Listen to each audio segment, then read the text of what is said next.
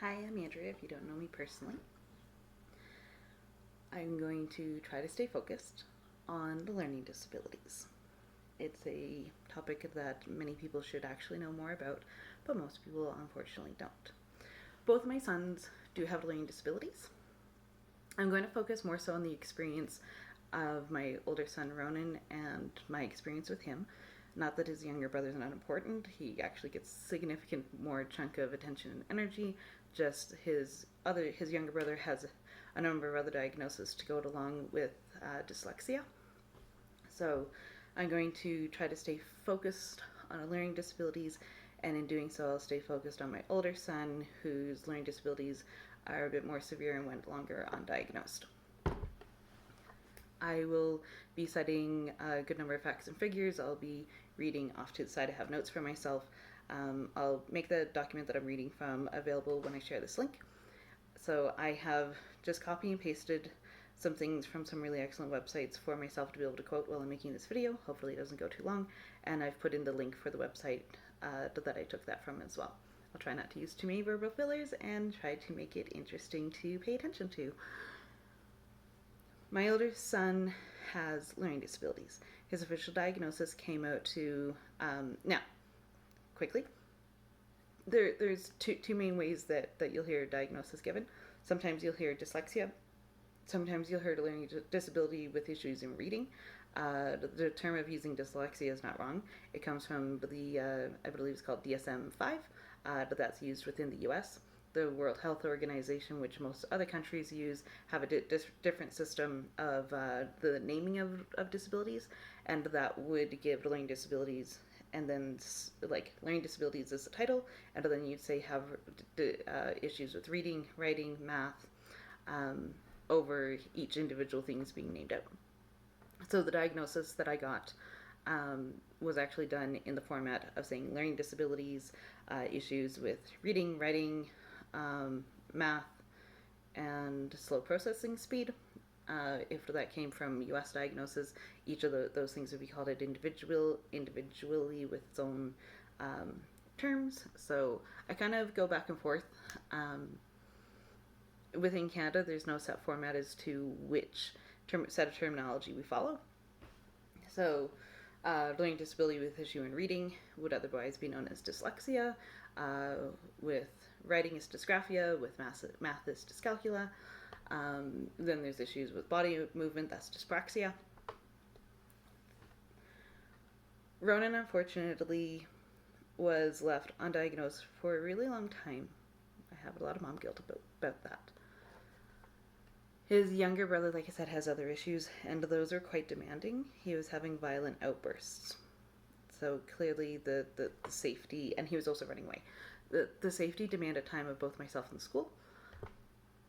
Ronan was left undiagnosed for a really long time. He didn't get his diagnosis until the end of grade 5. We'll get into some issues here.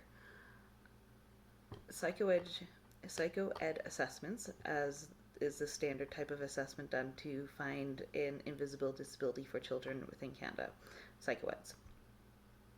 The school does provide them. I'll get back to that. Part of the reason Ronan was left diagnosed is he wasn't a priority, because kids like his brother who are having violent outbursts and running away are clearly an issue, and intervention is required there first. Kids like Ronan who just have a learning disability get pushed to the side. Unfortunately, I feel like that's what happened to him from his own mom. He's a very forgiving and kind kid. More than I feel like I deserve sometimes. Ronan also suffered migraines. So until the issue of the migraines was resolved, we couldn't actually do anything for him. Because how would you know if the issue is learning is just lack of ability to learn because his head was hurting so much and he couldn't pay attention, or if there was actually something neurological going on in his brain. Also, under the note of migraines, it takes a long time to diagnose migraines in children because they don't always present with the same symptoms as they do in adults, so it gets mistaken for other things. Like, he was told, like, oh, like, does he have glasses? Maybe a stomach issue, maybe he has anxiety. Back to learning disabilities. Ronan finally got in to do his assessment end of grade 5. By this time, it was more than clear that there is an issue. diagnoses are prohibitively expensive. His younger brother did access a psychoed assessment in school in grade 1, but sometimes a diagnosis is required. There's a time element to it, so you would actually need 2 diagnoses to say, like, we have seen that this time, and then it has been properly documented like a year or 2 later, and then you can say, oh, that is this diagnosis. So his brother actually required 2. And the psychologist I was paired with from the school for his brother referred me to a psychiatrist at the Alberta Children's Hospital without anything other than observation. That the psychologist made observations, told the psychiatrist that she suspected that my younger son had ADHD, and the psychiatrist wanted to take that observation alone to make a diagnosis of ADHD and try to coerce me into medicating him. I refused. He doesn't actually have ADHD. His diagnosis was much more complex, but the clinic within the Children's Hospital, basically because I refused the opinion of one psychiatrist, I was pushed out, and that was no longer available to me, so I had to pay that privately, which overall totaled just over $6,000, and their dad and I are separated. We claimed insurance separately, which we're not supposed to, but we did.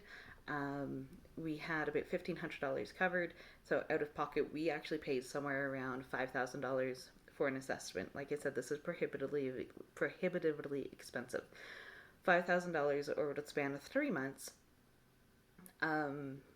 is not going to be something that all families can afford. It was a struggle. I also paid that over Christmas.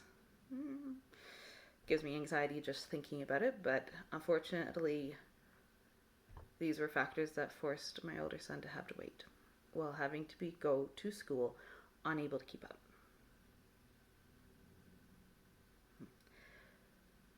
Mental health wellness should be covered under regular health care. It's not a luxury, it's a requirement. Psychoeducational assessments need to be covered, and they need to be done on any child that has a red flag for any types of issues. Back to learning disabilities. So I'm going to cite some facts and figures. In Canada, the right to education is contained in the Provincial Territorial Education Acts. These acts typically provide access to public education for children ages 5 or 6 up to 18 or 21 years of age. In addition, Human Rights Acts ensures access as well as protection from discrimination.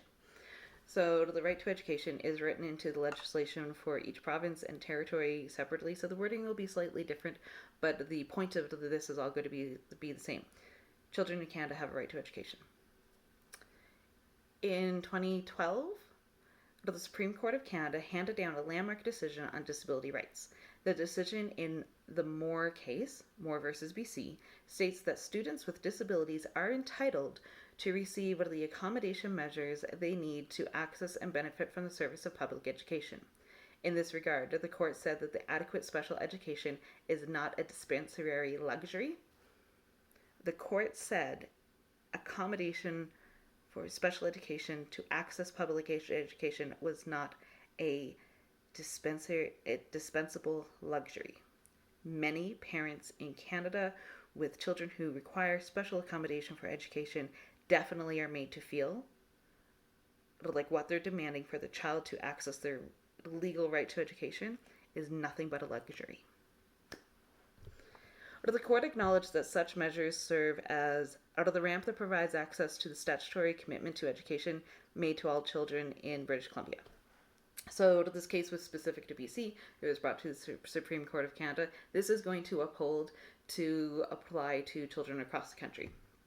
Kids in Canada have the right to education legally. And even if they can't learn like everyone else, if they're neuroatypical, neurodiverse children have a legal right to education in Canada, and accommodation must be provided legally. Most of them don't get this benefit. And there's many reasons for that. My kids are lucky. My kids have a really mean mom. And there's a lot of people who would really like to see the back of me, because I did not stop fighting tooth and nail for their right for accommodation and access to education, which is not to say that other parents out there don't fight. I'm just a lot meaner than a lot of people. Which eventually led me to some really nice people who went, oh yeah, of course we have things. Or there's parents within the same school board that don't know what accommodations are possible. I had to fight to learn. And that's really sad. So, what I just read to you was from a website called inclusiveeducation.ca. I will share a link to the document that I'm reading notes from. I've copied and pasted a couple of little paragraphs that I want to make notes of for the purpose of this video, and I've put the link to the website that I'm referencing.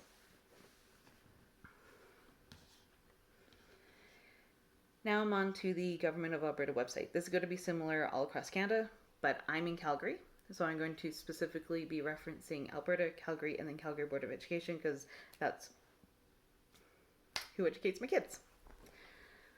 Alberta offers universally accessible education. Access criteria is outlined by the Education Act and the Funding Manual for School Authorities. As of September 1st of each year, every child who meets the following criteria is allowed to access education.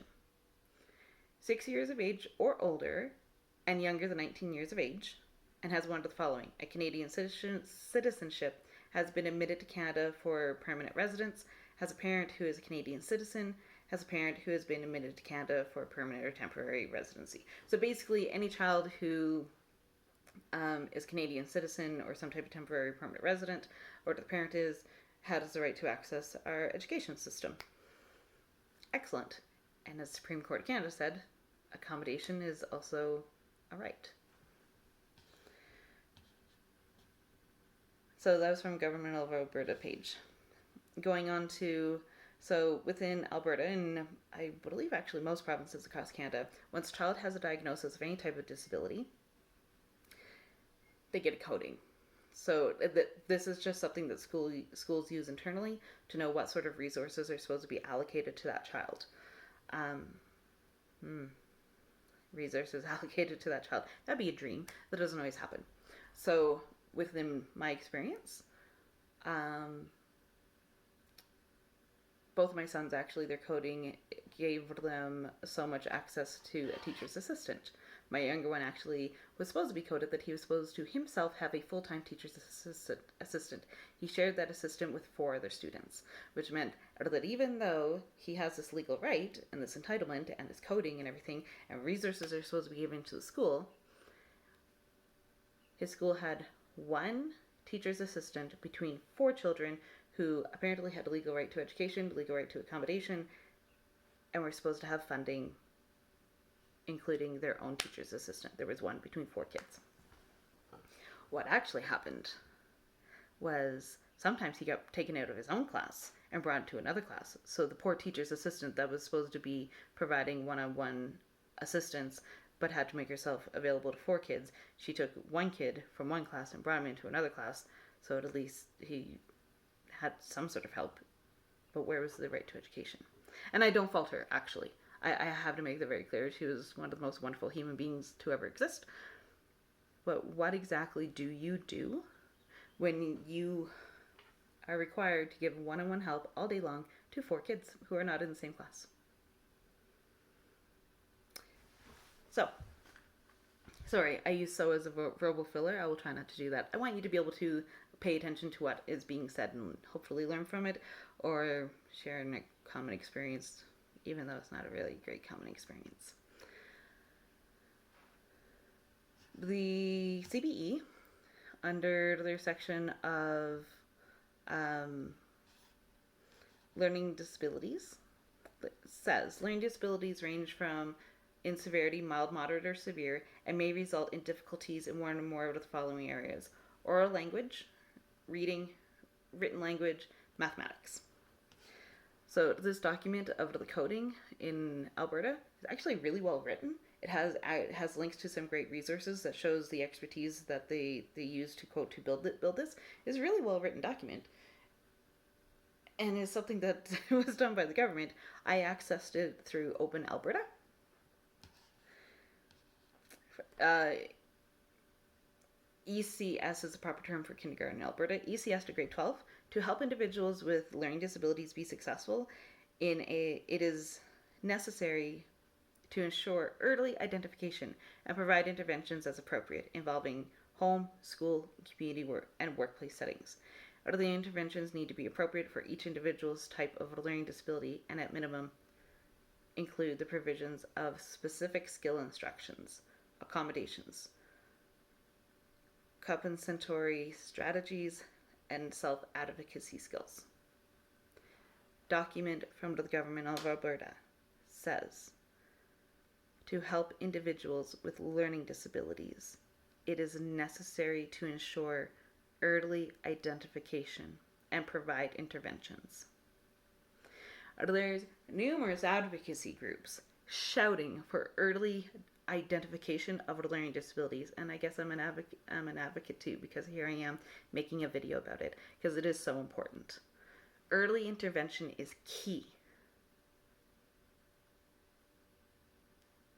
Psycho-ed assessments need to be funded. They need to be paid for. Any child with red flags of any type of disability needs to be screened. Children with medical disabilities, so that would in common terms be considered a physical disability. I don't know if that term is PC. Get it. If you think your child has something wrong with their legs, you go to a doctor and you can get help. You might get a diagnosis. Unfortunately, treatment is not always covered under universal health care within Canada. Prescriptions aren't always covered, but the stuff needs to be covered too.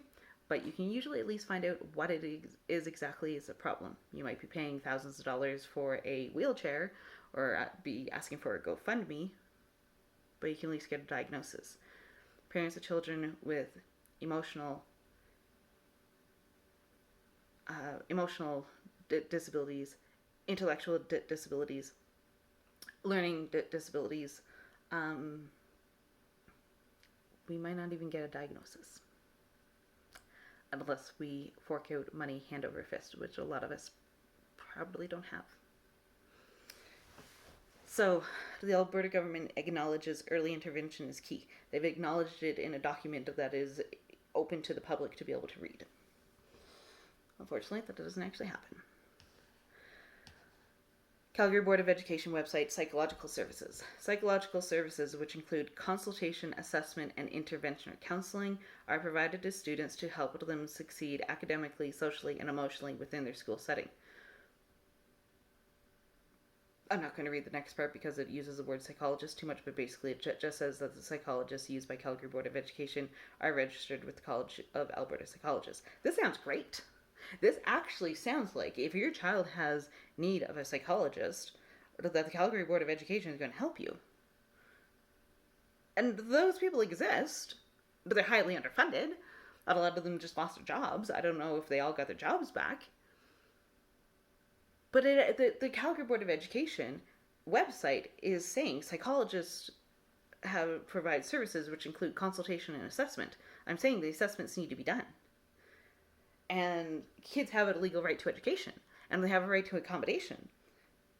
And the government, in a public document that schools use for coding children with disabilities, has acknowledged that early intervention and identification for learning disabilities is critical.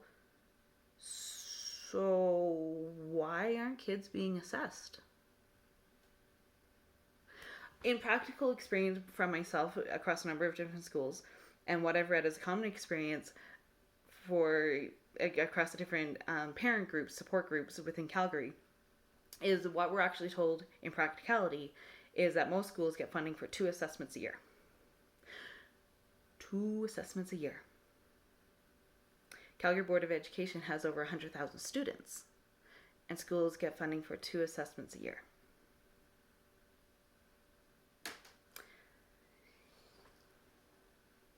But it's really frustrating, and it's really upsetting, and it's infringing on our children's rights. I mean, it could be covered other ways. It could just be covered under healthcare, but you basically gotta win a lottery to get that covered. By the way, if you are in in Alberta and your child requires some type of psychoed assessment or psychological needs, please call Access Mental Health. They have an intake process. If you make it through their screening, you can actually access a psychologist that's paid for by AHS, and they will do assessments as well. But you need to be able to pass their screening. I don't know what the criteria is, but I know I'm lucky enough that one of my kids got through. Back to Calgary Board of Education website. Students with diverse learning needs. In Alberta, educating students with diverse learning needs in inclusive settings is the first placement option considered by school authorities. This is cited Alberta Education 2020.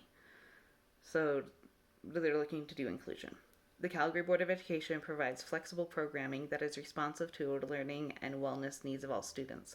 Students with diverse learning needs receive additional supports from a variety of multidisciplinary team members based on their student unique strengths and areas in need of support. That sounds beautiful, and I wish that was reality. Unfortunately, most of us don't actually experience that. There are kids struggling in schools. Struggling where the class has a protocol that if something goes sideways, that the class evacuates the classroom for their own safety, and those kids don't even always see psychologists or behavioralists that the school board employs or contracts because they're underfunded. There's a lot of things I can criticize CBE about, and I do often, but these are things that are supposed to be provided. Legal rights are supposed to be upheld. And when you read their website, it sounds like these things do happen. If you don't actually live in Alberta, you might not know. The Calgary Board of Education has been under fire from actually more than one provincial government. At one point, I think it was like 1992, the provincial government disbanded out of the publicly elected school council, I believe is the term. Yeah, the school counselors. The recent government put them under audit and just publicly attacked them nonstop.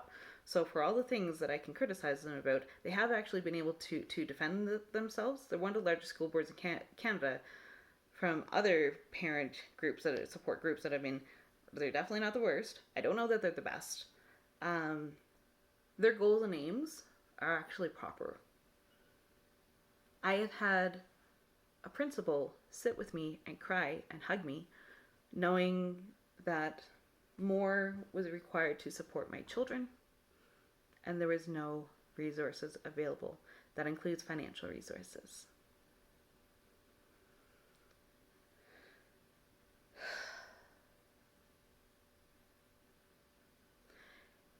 If after collaborative discussions with the school learning team, families are interested in exploring alternative education options, the Calgary Board of Education offers several complementary opportunities and specialized supports for students, including the following areas. Blind and visually impaired. There's a school for that. Complex learning, social, emotional, and medical needs. Deaf and hard of hearing. There's a school for that. Giftedness, learning disabilities. There is a school for that. Mental health and wellness. There's a school for that too. These schools have, I don't know about the schools for the children with a visual impairment or a hearing impairment, but most of the other schools actually have significantly long waiting lists. I am currently the only family that I know of that both of my children are actually within specialized schools for supports within Calgary Board of Education. I haven't come across another one. My kids are lucky to have a really mean mom. And I keep fighting. And I keep demanding. And I don't let things give up.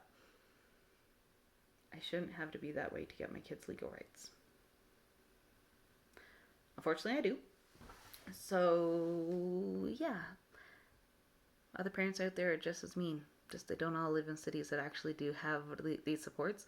So Calgary Board of Education isn't doing terrible. They do actually have specialized schools. They do have resource teachers. They do have behavioralists. They do have access to psychologists. But the resources that they have can't actually get to every student.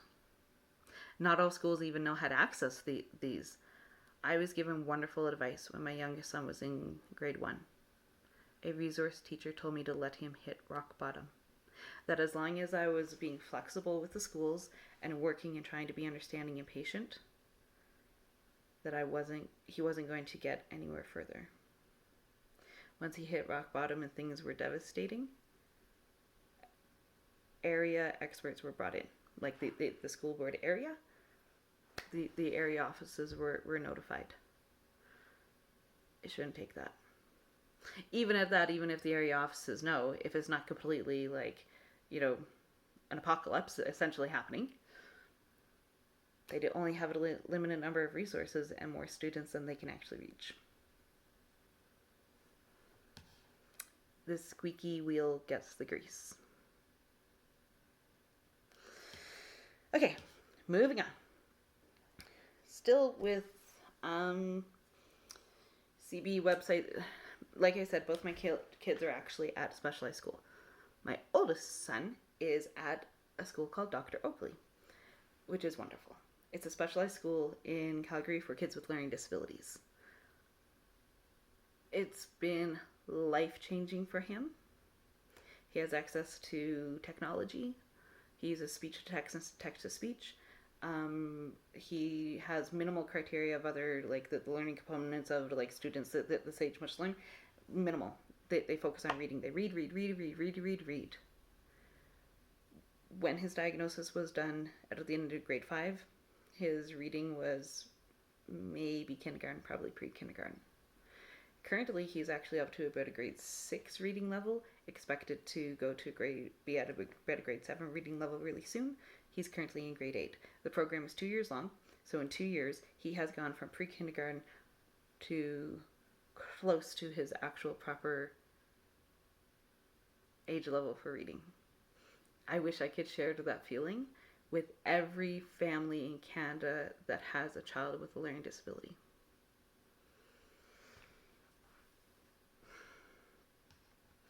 Dr. Oakley School, to be able to get in, you need an IPP. To get the IPP, the Individual Personalized Plan, in other parts of Canada, that's an IEP. You need to have a diagnosis. Maybe you could afford that. Maybe the school has done it. Or maybe your child is just less struggling and is being punished for things that are out of their neurological control.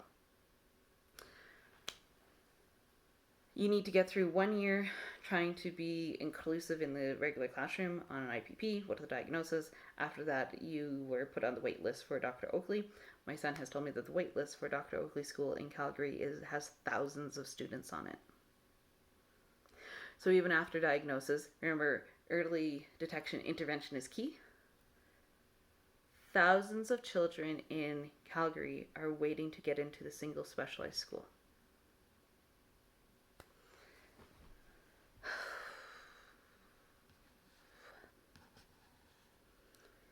Alberta Education defines learning disabilities as learning disabilities refers to a number of disorders that may affect the acquisition, organization, retention, and understanding or use of verbal or nonverbal information. The DSM-5 uses the term specific learning disorder to identify various types of learning disabilities. The determination of a learning disability, specific learning disorder, must be based on the assessment and diagnosis of a professional. Learning disabilities range in severity, mild, moderate, or severe. But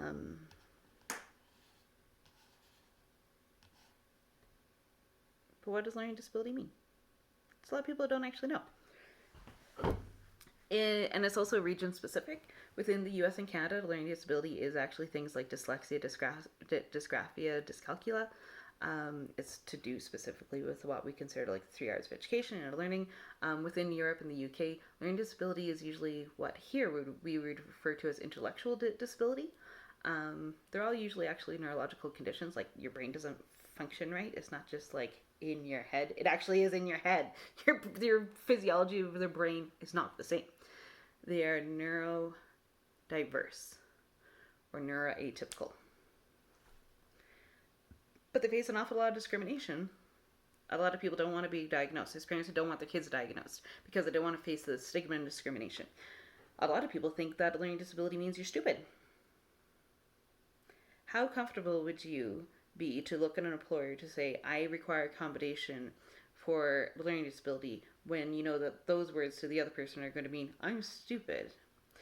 Actually, a lot of kids with learning disabilities have a higher IQ than their peers. Moving on.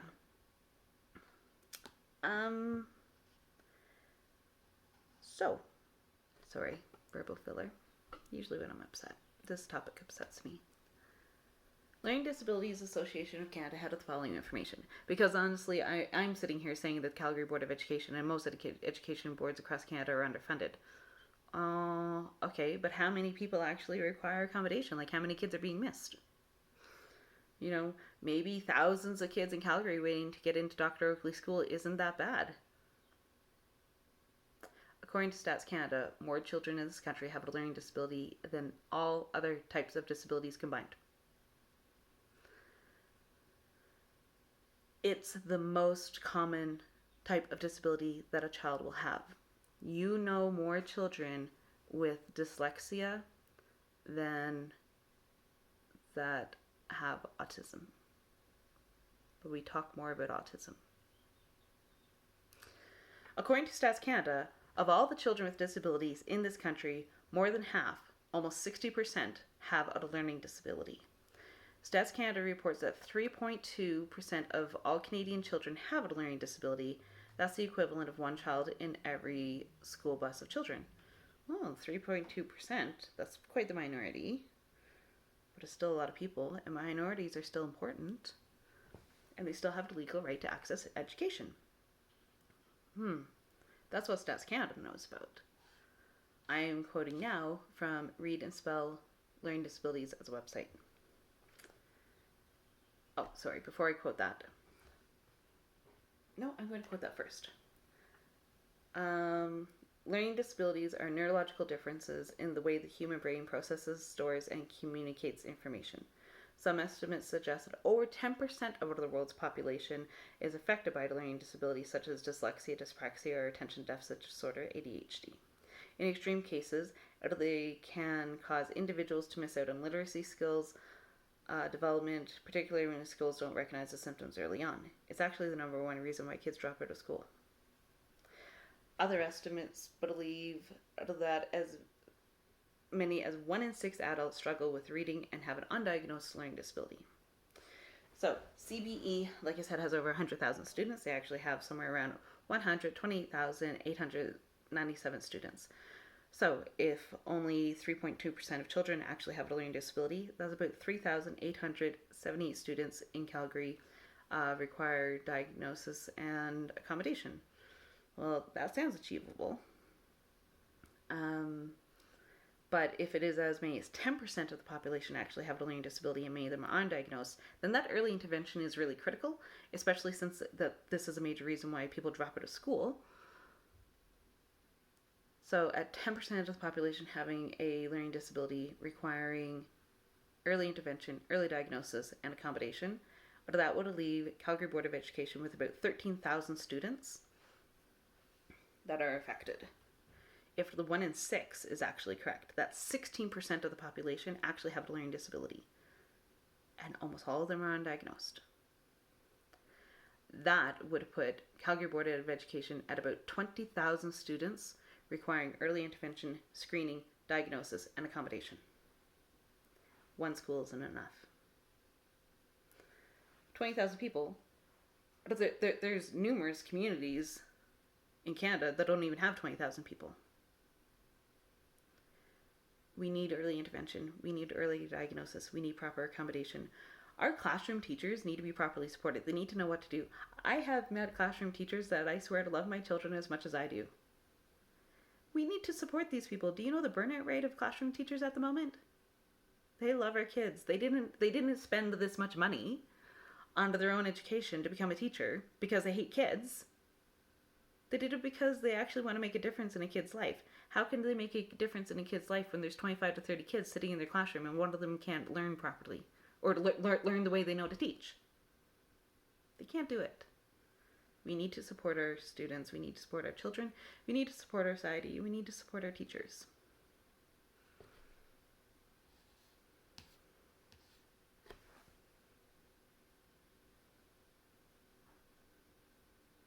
Our schools need to be properly funded. Our health and wellness needs to be properly funded. Screening needs to be done for all types of disabilities, particularly learning disabilities. It is the major type of disability that a child will suffer from. And we need to stop punishing them for it.